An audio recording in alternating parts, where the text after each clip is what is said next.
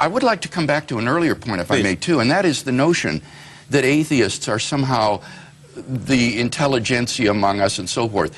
I think this is just completely false. The spate of new books published by the new atheists like Harris and Hitchens and Dawkins and so forth are not sophisticated books intellectually. These are, for the most part, angry, bitter diatribes against religion.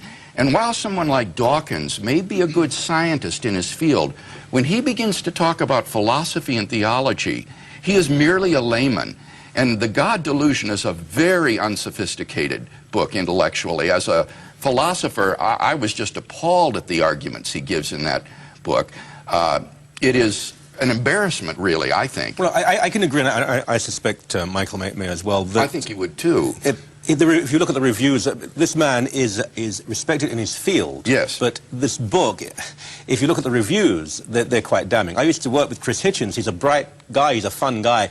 This is not a profound book. It's a fun book in many ways. So I think most people would agree that the three you mentioned in particular, Dawkins, Harris, and Hitchens, what they've written is not first-class scholarship. However, there are first-class scholars and genuine intellectuals who do not believe at all in God. Certainly there are, Michael, but there has also been, especially over the last 50 years, since the late 1960s, a literal revolution in my discipline, philosophy, in the Anglo-American world, which has brought about a renaissance of Christian philosophy, such that some of our finest philosophers at our most prestigious universities are now outspoken Bible-believing Christians. Sir? I'm sorry, where is this philosophical revolution taking place? In the Anglo-American realm. The ones dominated by assumed atheists, like people like Eyre, people like Bertrand Russell, who really dominated. Like, well, I'm sorry, I just never have heard of this. What was the first this. thing you said? I think you meant Eyre. Oh, A.J. Eyre.